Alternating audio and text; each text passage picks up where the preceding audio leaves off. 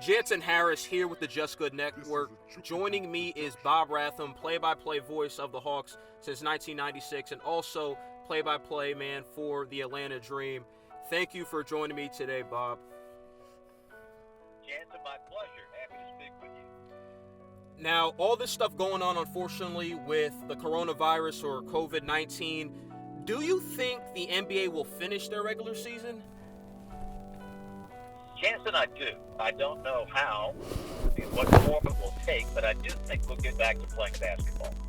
I think one thing this country is going through right now is just one gigantic pause button for sports and for eating out, going to the movies and all that stuff. And all of our focus is being trained on staying apart, the social distancing aspect of this, and then trying to care for all those that have become infected. So that's our focus right now. And when the time is appropriate, I think all sports will be back, not only basketball, but hockey and baseball and all that stuff. So I think sports will be back, and I think it's important that sports do come back, and the NBA is a big part of that.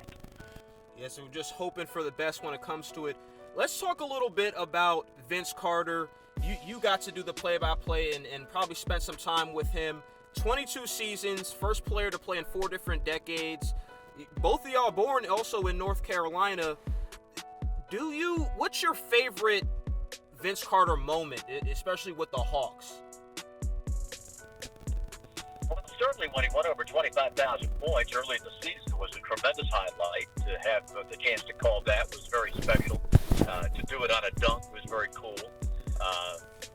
That happened last season. This season, of course, is the record-breaking 22nd year for Vince in the NBA. Very cool to be a part of that. I think the biggest highlight was yet to come.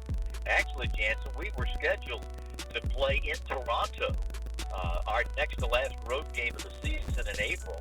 And, of course, that's been postponed. And that was going to be a very big night because, Vince spent so much time there, really put that franchise on the map.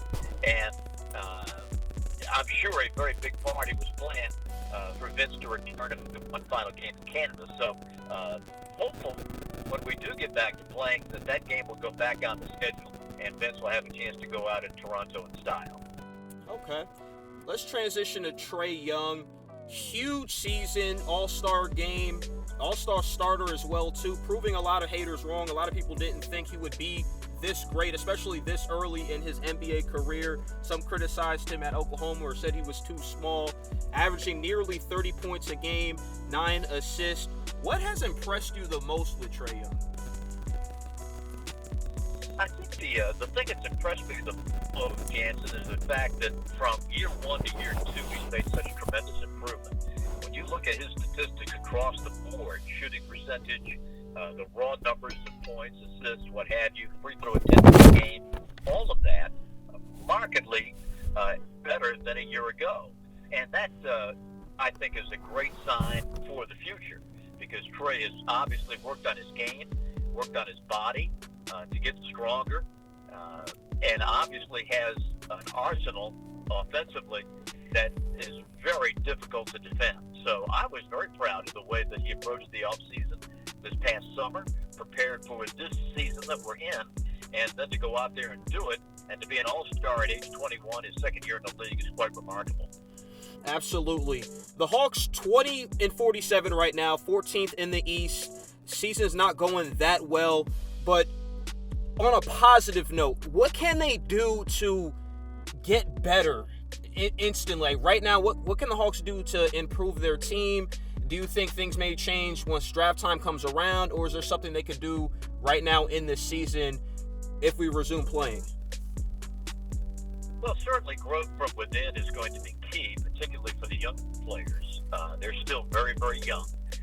You're talking about 22, 21, 20 years old for most of them, of that core 6 that we talk so often about. So they'll get better inherently. That's number one. Number two, I think the bench is going to be retooled, and we've got to get a bench to support them going forward. And I think that's one of the big goals of the offseason.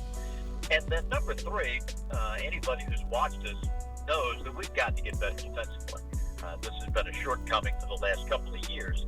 And as we get better defensively, I think we'll probably win a lot more games and then contend for playoff spot next season.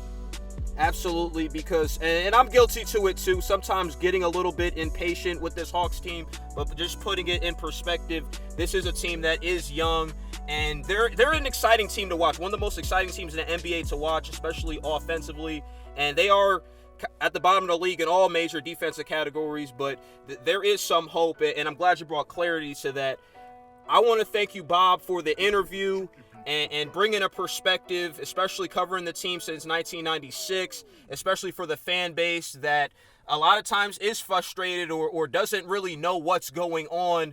And you seeing the team every day, just seeing that these young players, they're growing, and it takes time for a team to develop. So I want to thank you. Everybody follow Bob. I follow him on Twitter at Bob Rathbun TV. And I just want to thank you for this interview. My pleasure.